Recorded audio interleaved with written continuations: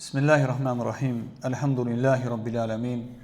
Sallallahu ve sellem ala nebina Muhammedin ve ala alihi ve sahbihi ecmain. Allahümme alimna ma yenfa'una ve nefa'na bima allamtana. İnneke entel alimul hakim. Amma ba'd. Esselamu aleyküm ve rahmetullahi ve berekatuhu. Elhamdülillah değerli kardeşler, hoş gördük her birinizi. Allah şükürler olsun. Allah Teala bizi müvaffak edir. Bütün nimetler Allah'tandır. Allah Teala buyurur ki: "Ve ma bikum min ni'metin feminallah." Biz devam edirik kardeşler Risale'ye. Elhamdülillah müvəffəqiyyət Allah'tandır. Sonuncu dərsdir bu Risale'də. Başlamaq özü bir neymətdir. Risaləni oxumağa, Allah'ı zikr eləməyə başlamaq özü bir neymətdir. Bitirmək də elhamdülillah özü bir neymətdir, müvəffəqiyyətdir. Gərək Allah nəsib eləsin. Allah həmd olsun ki, bir yerdə başlayırıq, bir yerdə bitirə bilirik. Allah Teala bu məclislərin hər birisini qiyamət günü bizim üçün xeyir etsin. Allah Teala əleyhimizə etməsin. Deməli, müəllif 9-cu qaydada demişdi ki, Əl-həzər minəl-ucub vəl-ixtirar bin-nəfs. 9-cu qaydada məsələ oydu ki, yəni ucubdan çəkinmək, insan özünə heyran qalması, özünü bəyənməsi, əməllərinə arxayın olması və s. Bu kimi xəstəliklərdən və nəfsə aldanmaqdan çəkinmək idi. 10-cu qayda qardaşlar sonuncudur. Buyurur ki, Əl-qaidətul aşira. 10-cu qayda mərifətun nəfs. Nəfsi tanımaq. Risalədə mövzu nədir qardaşlar? Nəfsi təmizləmək. Təskiyyətun nəfs.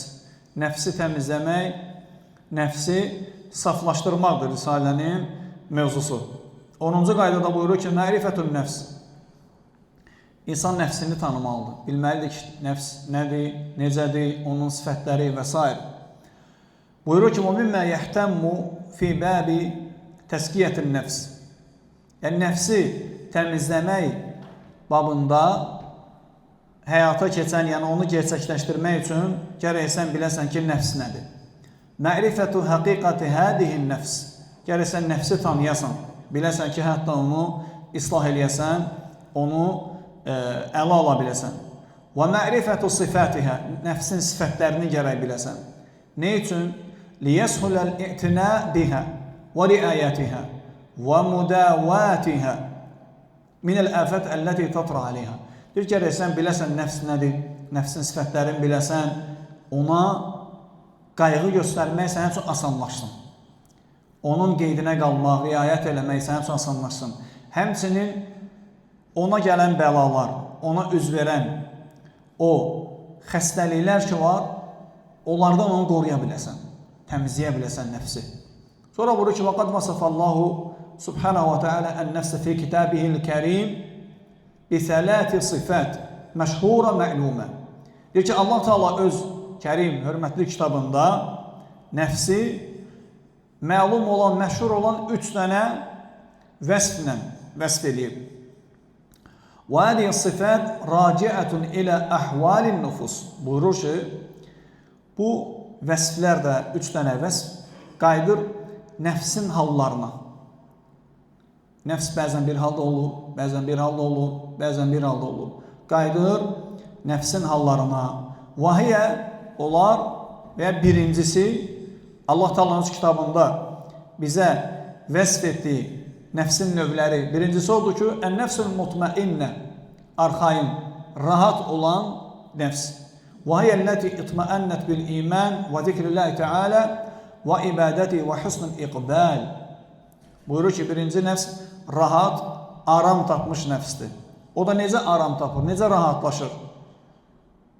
Allaha iman gətirməklə, onu zikr etməklə, ona ibadət etmək və husnul iqbal, gözəl şəkildə Allaha yönəlməklə rahatlıq tapan, arxayınlıq tapan nəfsə deyilir. Necə Allah Teala buyurur Quran-ı Kərimdə: "Ellezine amenu ve tatmainnu qulubuhum bi zikrillah. Ala bi zikrillahi tatmainnul qulub." Allah Teala buyurur ki, Allaha iman gətirənlər, onların qəlbləri Allahın zikri ilə aram tapar, rahatlaşar. Sonra buyurur ki, "Ala bi zikrillah tatmainnul qulub." Qəlblər Allahı zikr etməklə rahatlıq tapmır. Və ya qəlblər Allahın zikrlə rahatlıq tapır. Yəni, qəlbin həyatı qardaşlar Allahın zikrindədir. Kim Allahı zikr edirsə qəlbi sağdır, salamatdır. Kim zikr eləmirsə Qəlbi narahatdır. Necə Peyğəmbər sallallahu aleyhi ve sellem də bunu bir çox hədislərdə bildirib. Sonra buyurur ki, başqa bir ayə, Fəcr surəsində olan ayə, Allah təala buyurur ki, "Ya eyyatuhan nefsul mutmainnə." Ey arxayın, aram olan nəfs. İrci'i ilə rabbik radiyətən mardiyyə. Qiyamət günü Allah təala bunu deyəcək ki, ey arxayın, rahat olan nəfs, razı qalmış və razılıq qazanmış halda qayıt, dön hara? İrci ilə rabbik. Rəbbivə qayıt, Rəbbivə dön. Fədxulu fi ibadi vadxuli cənnəti. Qullarımın dəstəsinə daxil ol, vadxuli cənnəti. Və cənnətimə daxil ol deyəcək Allah təala. Hansı nəfsə qardaşlar? Birinci növ nəfs. Arxayınlıq, rahat, aram olan nəfsə. Sonra şeyx buyurur ki, ən-nəfsul ləvvamə. İkinci nəfs, hansı ki Allah onu Quranda vəsf edib bizə, əl-ləvvamə olan nəfsdir. Qınayan nəfsdir. Nə deməkdir qardaşlar? Qınayan nəfs. Kim deyə bilər? Yəni bir nəfs necə qınaya bilər insanı? Buyurur ki, وَهِيَ الَّتِي تَلُمُ صَاحِبَهَا عَلَى فِعْلِهِ الْخَطَأ أو تقصيره في الواجب أو تفريطه في الطاعة كما قال تعالى في سورة القيامة ولا أقسم بالنفس اللوامة. Allah Teala buyurur ki, Qiyamət surəsində yəni dəlil gətirir şeyh. Buyurur ki, ləvvamə nəfs hansıdır? O nəfsə deyilir ki, insan xəta edəndə, vaciblərdə bir taksiri olanda, Allahın əmrlərində, vaciblərində, ona vacib etdiyi şeylərdə, namaz olsun, oruc olsun, zəkat olsun, həcc olsun, valideynə yaxşılıq və s. Bütün bu vaciblər, əmirlər ki var, bunlarda bir taksiri olanda və Allaha itaətdə bir təfrit, naqislik eləyəndə, səhlənkarlıq eləyəndə o nəfs onu qınıyır. Niyə belə etdin? Niyə xəta etdin? Özünü düzəl, Allahın vacibində səhlənkarlıq elədin və s. İnsan qınayan nəfsdir. Ki versin, subhanallah. Şəriət bir-bir hamısını göstərir. Bunun üçün Allah Teala Qiyamət surəsinin əvvəlində buyurur ki, وَلَا أُقْسِمُ بِالنَّفْسِ اللَّوَّامَ. And içirəm hansı nəfsə? Qınayan nəfsə. Kimi qınayır? Asilik eləyən, Allahın əmrlərində səhlənkarlıq eləyən, əmrləri yerinə yetirməyib, qadağalarından çəkinməyən, qınayır insan ki, niyə belə elədi? Sonra buyurur ki, üçüncü, qardaşlar, ən-nəfsul əmmaratu bis-su. Pisliyi insana əmr eləyən nəfs. Deməli, birinci hansıydı? Arxayın, rahat, aram nəfs. İkinci, insanı qınayan nəfsdir, xətalar eləyəndə. Bu da əsasən olur müttəqilərdə, Allahdan qorxanlarda. Çünki elə insanlar var ki, qardaşlar, onlar xəta eləyəndə nəfsləri onları qınamır. Heç nə demir. Əksinə, kömək eləyir, yardım eləyir onlara. Üçüncü pisliyi əmr eləyən nəfsdir. Buyurur ki, وَهِيَ الَّتِي تَحُثُّ صَاحِبَهَا عَلَى فِعْلِ الْمُحَرَّمَاتِ وَارْتِكَابِ الْآثَامِ وَتَقُودُهُ إِلَى مَوَاطِنِ الْمُنْكَرَاتِ وَمَوَاضِعِ الرَّذِيلَةِ وَتَدْفَعُ إِلَى فِعْلِ الْقَبَائِحِ وَالرَّذَائِلِ كَمَا جَاءَ فِي سُورَةِ يُوسُف. Buyurur ki, üçüncü nəfs odur ki, pisliyi əmr eləyən nəfs, o da o nəfsdir ki, sahibini aparır haram əməllər etməyə, haram işlərə, günahları etməyə, pis, mülkər olan məkanlara aparır sahibini, rəzil olan yerlərə, rəzil olan məkanlara aparır. Həmçinin iyrənc, pis, Allaha qəzəbləndirən məkanlara, əməlləri etməyə sövq eləyir. Necə Allah Teala Yusuf surəsində buyurur? Allah Teala buyurur ki, Yusuf əleyhissalam belə demişdi. O vaxt ki, qadın onu o pis əmələ dəvət eləyir. Yusuf əleyhissalam deyir ki, وَمَا أُبَرِّئُ نَفْسِي. Nəfsimi təmizə çıxarmıram deyir. Nəfsimi təmizə çıxarda bilmərəm. İnnə nəfsə lə əmmaratun bis-su illə mə rahimə Rabbi. Çünki nəfs insana pisliyi əmr eləyir, Rəbbimin rəhm etdiklərindən başqa. Sonra burada buyurur ki, müəllif, bu üç dənə vəsf həqiqətdə nəfsin vəsfləridir. Əhvalun mutaalliqatun binəs. Nəfslə əlaqəli olan hallardır. Və lizəlikə fə in hədil əhval tətəqallə və tətəqayyər. Buyurur ki, bəzən bu hallar dəyişir. Rahat olur bəzən qınıyır, bəzən pisliyə aparır. Yəni, daim eyni qalmır. Sonra buyurur ki, bihəsəbil varidat əlləti təridu aləl-nəfs. Yəni nəfsə gələn, ona varid olan məsələlərə görə dəyişə bilir. Dəyişə bilir. Sonra buyurur ki, fəqət təctəmi'u hədihi sifət indəl insan fi yevmin vahidin bihəsəbi halin nəfs. Subhanallah deyir ki, bu 3 dənə qism ki var, nəfsin sifətləri, qismləri, bəzən elə ola bilir ki, bir insanda bir gündə hamısı cəm ola bilir. Görürsünüz? Necə dəqiq deyir, vallahi belədir. Elə ola bilər ki, bir gün içində insan dəyişir, rahatlaşa bilir qəlbi, nəfsi rahatlaşır. Bəzən xəta edir, nəfsi onu qınıyır. Bəzən nəfsi onu aparır haramlara, münkərlərə və s. Heç qınamır. Olur belə. Sonra buyurur ki, وَقَدْ ضَرَبَ أَهْلُ الْعِلْمِ لِهَذِهِ النَّفْسِ أَمْثِلَةً تُبَيِّنُ حَالَهَا مَعَ الْإِنسَانِ. Deyir ki, elm əhli misallar çəkib, nəfs üçün ki, hətta insan nəfsi tanısın. لِيَسْهُلَ تَصَوُّرُهَا عَلَى الْمُسْلِمِ. Misallar çəkiblər ki, müsəlman onu rahat təsəvvür eləyə bilsin. Nəfsi rahat təsəvvür eləyib onu başa düşə bilsin. فَيَجْتَهِدْ بَعْدَ ذَلِكَ فِي إِصْلَاحِهَا وَتَزْكِيَتِهَا. Yəni onu tanıyandan sonra, nəfsin vəsflərini biləndən sonra qoy o müsəlman çalışsın ki, onu düzəltsin, islah eləsin, paçlaşdırsın. Sonra buyurur ki, 2 dənə imamdan bir misal gətirəcəm. Şeyx Abdurrazaq deyir ki, Allah onun da atasını da qorusun. Deyir ki, atası kim idi Şeyx Abdurrazaqın qardaşlar? Şeyx Abbad. Allah da hər ikisini qorusun. Deyir ki, 2 dənə böyük alimdən misal gətirəcəm. Məsələni bir izah eləmək üçün. Birincisi, İmam Əcuri aleyhi rəhmətullahdır. İkincisi isə İbnül Qeyyim aleyhi rəhmətullah. İmam Əcuri'dən misal gətirir ki, qardaşlar, ərəbcəsi uzundur, vaxt çox aparmasın deyə qısa olaraq inşallah toxunacam. Deyir ki, İmam Əcuri deyir ki, rahiməhullah, yəni, deməli, fi kitab Ədəb-ül Nüfus, nəfsin ədəbləri barədə olan kitabı var şeyxin. Orada deyir ki, mən sənin deyir, nəfsi başa salacam, izah edəcəm deyir, ey oxuyucu. İnşallah ki, deyir, sən bunları bilirsən, amma sənin üçün deyir, xatırlatma olsun, fayda olsun. Sonra deyir ki, nəfs o dayçaya, o ata bənzəyir ki, gəlib o yaşa, o dövrə çatır ki, hələ minilməyib. Gözəldir, baxırsan ona, gözəldir, gözəl görünüşü var, hələ minilməyib. Artıq o yaşdadır ki, onu əhəlləşdirmək lazım. Onu minmək və düzgün tərbiyə vermək lazımdır ki, sonra ondan istifadə edə biləsən.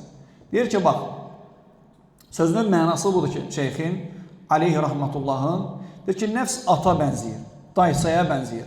Baxanda gözəldir, gözəl görünüşü var. Baxanların, yəni gözünü oxşayır.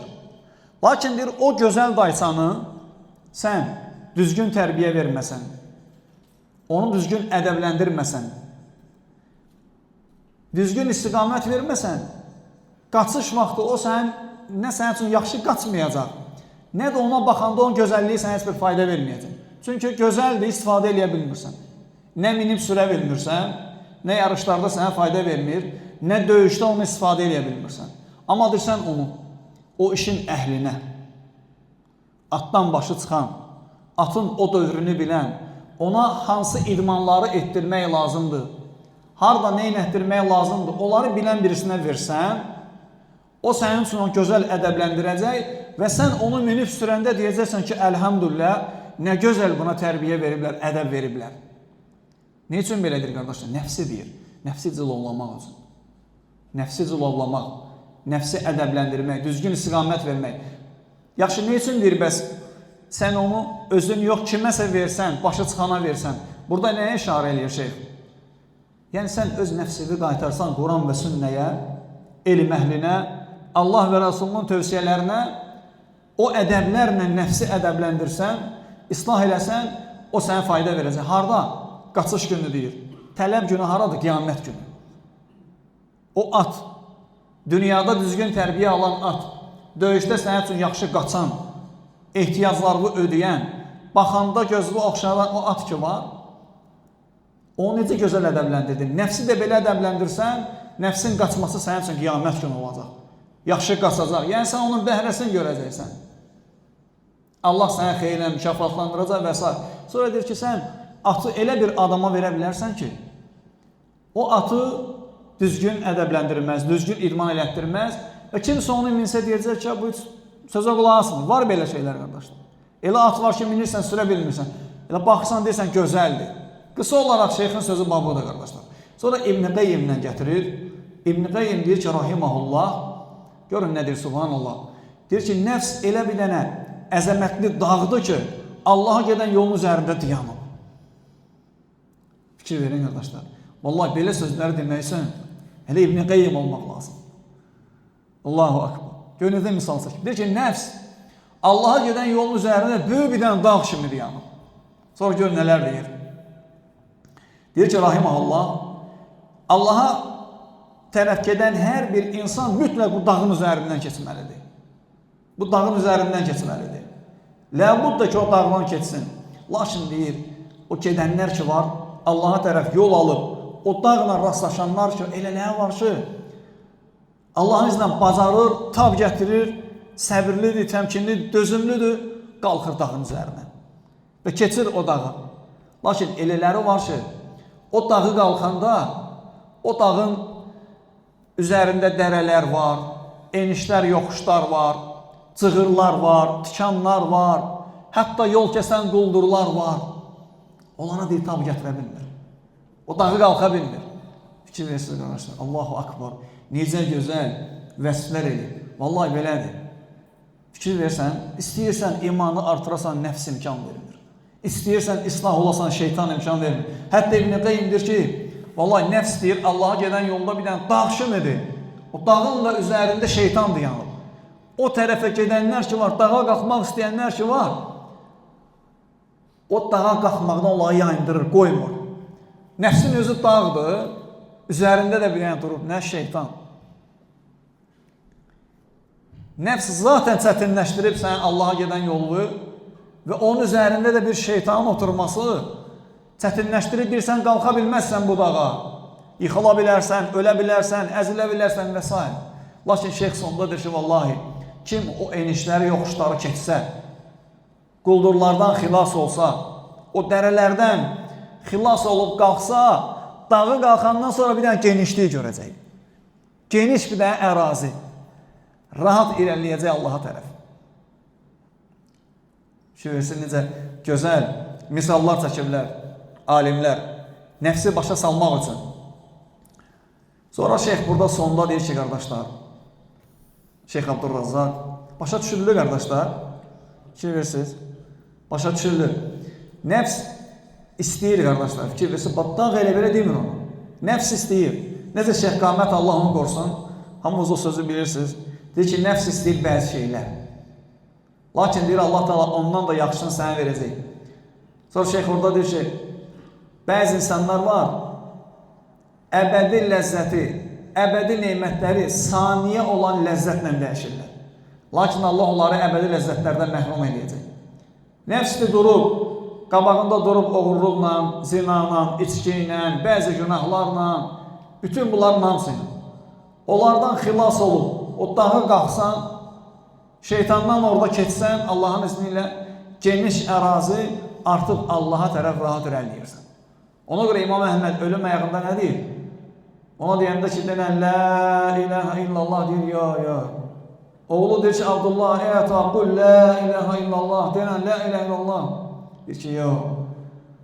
Bir müddətdən sonra özünə gəlir, deyir ki, tabi sən deyirik, denən, la ilahə illallah. Sən deyirsən ki, yox. Deyir, vallahi sizə demirdi. Şeytan idi, həmin anda gəlmişdi ki, ey Əhməd, hamını azdırdım səndən başqa. Artıq canını məndən xilas edib gedirsən, sən ata bilmədin. Deyir ki, yox, hələ yox. Ayağımın birini cənnətə qoysam, onda biləcəm ki, səndən xilas oldum. La ilahə illallah. Necə? Çətindir, qardaşlar, yaşamaq Allah üçün. Ona görə İbn Baz, Allah İbn Bazdan razı olsun, gözəl bir dənə söz deyir. Deyir ki, əl-həyatu fi səbilillah as'abu minəl-muti fi səbilillah. Allah üçün həyat yaşamaq, Allah üçün ölməkdən daha çətindir. Belədir, qardaşlar. Əgər Allah bir nəfərə nəsib etsə, müvəffəq etsə, getsə cihada, döyüşsə, orada Allah üçün şəhid olsa, nəsib elədi Allah ona. Lakin gəlsən həyat yaşa. Yaxşı günlər, çətin günlər, xəstə olursan, sağlam olursan, imtahanlarla qarşılaşırsan, çətinliklər. İbn-i Qeyyimin dediyi kimi o Allaha gedən yolun üzərində böyük bir dağ kimi dayanmış nəfs, onun üzərində dayanmış hiləgər şeytan, gəl bunlardan seyrir, ged Allaha tərəf. Bax, bu çətindir, qardaşlar. Allah Teala hamımızı islah etsin. Allah Teala şeyxin dedikləri ilə bizi faydalandırsın. Allah Teala oxuduqlarımızın hər birisini qiyamət günü bizim üçün xeyir etsin, əleyhimizə etməsin. Allah Teala nəfsimizə gözəl şəkildə Quran sünnə ilə salih sələflərin fəhmi üzərində tərbiyə verməyimizi nəsib etsin, asanlaşdırsın. Bütün müvəffəqiyyətlər Allahdandır. Necə Allah Peyğəmbəriz qövmünə deyir, وَمَا تَوْفِقِ إِلَّا بِاللَّهِ Müvəffəqiyyətin yalnız Allahdandır. Bizi buna yönəldən Allahdır. Asanlaşdıran Allahdır. Bizi danışdıran Allah, sizi dinlətdirən Allahdır. Allah davamlı etsin. Bu işdə əziyyətə keçən, səbəb olan bütün qardaşlardan Allah razı olsun. Allah Teala ölkəmizin əmin-amanlığını qorusun. Bütün xeyirlərə bizi müvəffəq etsin.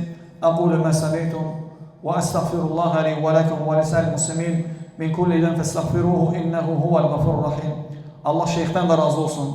Bütün sələfi alimlərdən razı olsun ki, belə əlhəmdülə bizi mənəvi qidalandırırlar. Vallahi, alimlərin qədrini bilmək, onlar üçün xeyir dua eləmək, onların hörmətini saxlamaq, elmindən istifadə eləmək, budur qardaşlar. Biz alimlər üçün yalnız bunu eləyə bilərik. Kitabları oxuya bilərik, savab geçsin onlara və adları gələndə sağlarına Allah onları qorusun. Dünyasını dəyişənləri üçün də deyə bilərik ki, Allah onlara rəhmət etsin. Vəlhamdülillahi Rabbil ələmin.